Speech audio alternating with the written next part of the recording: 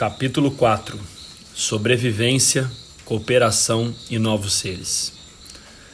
Da mesma forma que pequeninos e diferentes seres trabalham juntos para fazer e completar cada célula humana, existem espíritos designados para trabalhar em cooperação simbiótica com cada ego humano. Há vários nomes que nos definem. Fomos chamados de anjos, tribos pássaro, o eu superior, Roxedas, espírito das estrelas. A realidade daquilo que somos é mais do que um nome pode transmitir. Somos as múltiplas projeções do Eterno Um, espíritos destinados a unirem-se aos humanos do tempo presente. Hoje, vocês julgam ser seus próprios egos, mas os egos são apenas metade da equação humana. O humano completo é uma associação espírito-ego. Somos aspectos individualizados de um ser sagrado e eterno. Somos os seus espíritos existindo separados do encantamento da matéria. Nós não evoluímos, nós encarnamos. Nossa inteligência é pré-existente. Nossas identidades, frequências altamente concentradas de luz estelar. Vocês precisam de nós para serem completos, da mesma forma que nós precisamos de vocês para entrar no plano físico.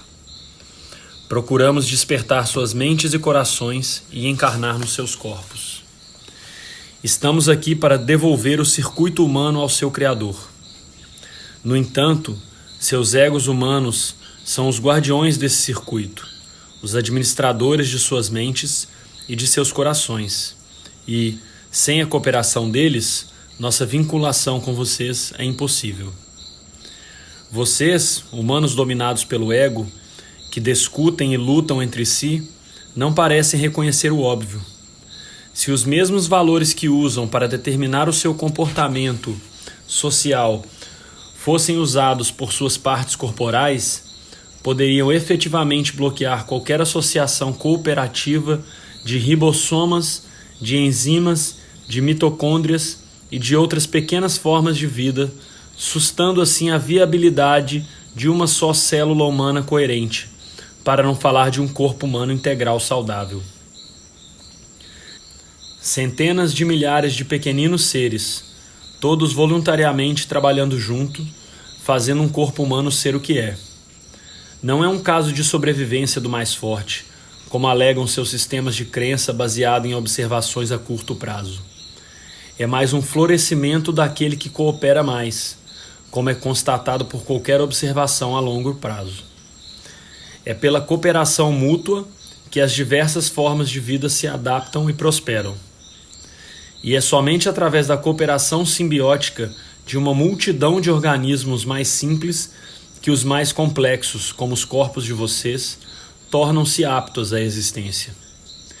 Em etapas críticas do desenvolvimento de seus corpos, há formas de vida que cooperam para sua própria vantagem com outras formas distintas e separadas de vida. Com o passar do tempo, essa cooperação resulta em união. Um novo organismo passa a existir.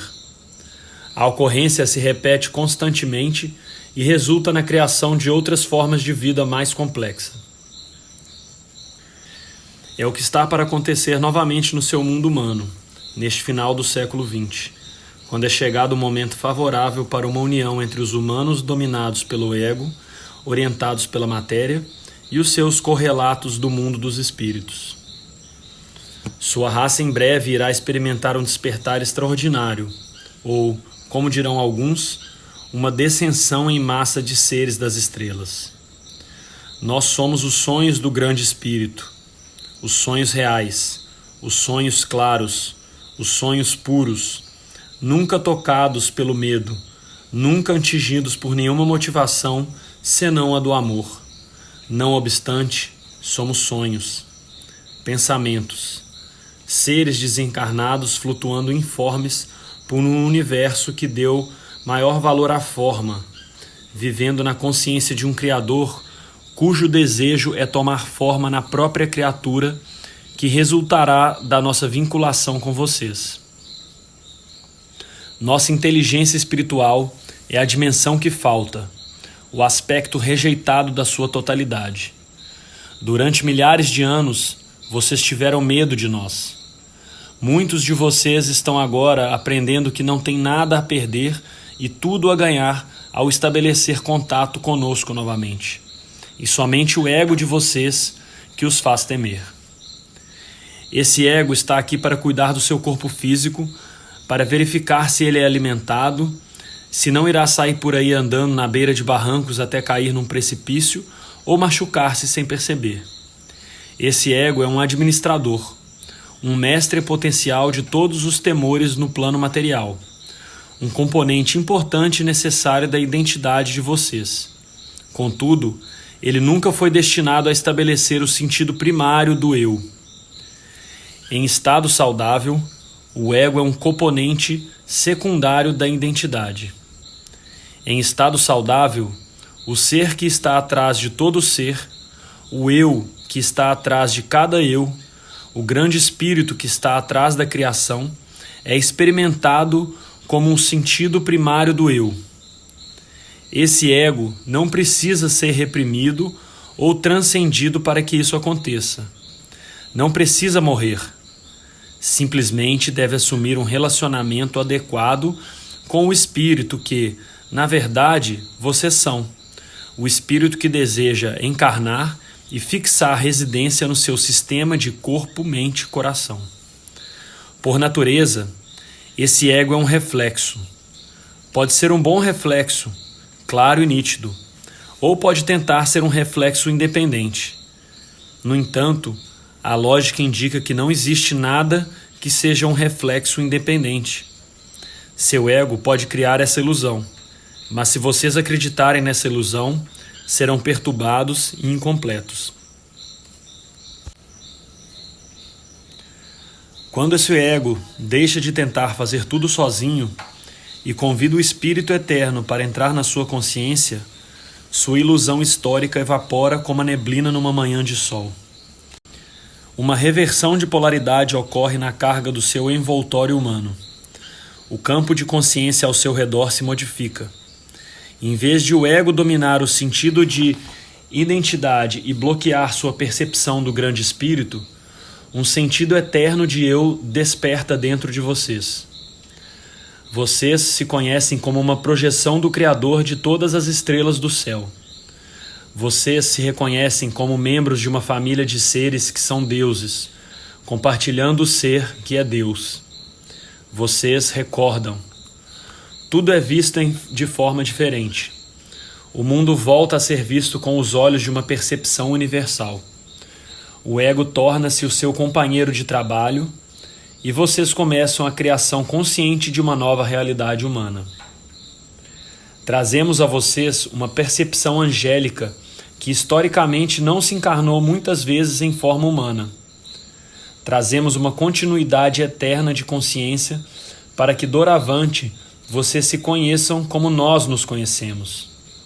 Juntos, em cooperação amorosa, nós nos unimos para proporcionar-lhes espírito e matéria no mais perfeito equilíbrio.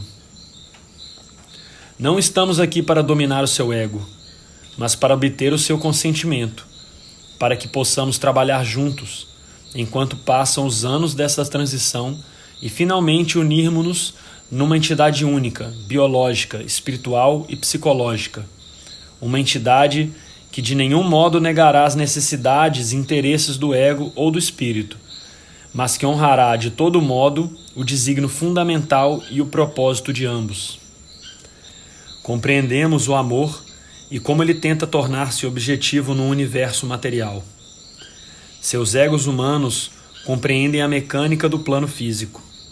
Juntos, formaremos uma díade criativa única, um ponto de entrada pela qual verter-se-á a criatividade universal do Eterno e de lá fluirá para transformar profundamente os domínios da matéria.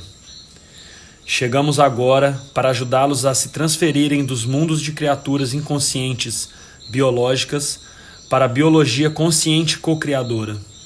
Estamos aqui para tornar esta grande época de mudança tão suave quanto possível.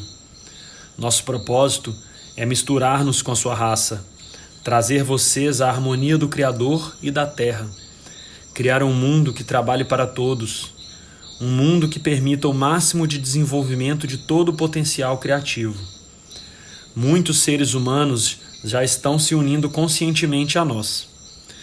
Onde quer que os corações humanos estejam dispostos a honrar os espíritos de amor, nós descemos, nós nos encarnamos, nós completamos a criação humana. Durante a era do medo entronizado como Deus na fonte da motivação humana, nossas encarnações eram raras. A maior parte de nós, correlatos simbióticos de vocês, as peças que faltavam, necessárias para torná-los totalmente humanos, partiram para os domínios mais leves, não físicos, de vibrações mais elevadas, voando para longe como pássaros assustados com os ruídos de algumas criaturas barulhentas e ignorantes, e só agora retornando para abordá-los novamente sob condições mais favoráveis. Todavia, mesmo durante as épocas mais sombrias, aqueles de nós que pertenciam a um círculo de luz, em particular, o meu, voavam sempre perto de vocês, para influenciar, para inspirar, para nos unir onde fosse possível. Vocês já ouviram alguns rumores da nossa presença, professores, curadores, sábios aqui e ali. Escutem agora, vocês, habitantes deste mundo. Ouçam a história de alguém que em outros tempos caminhou pelo chão de suas planícies.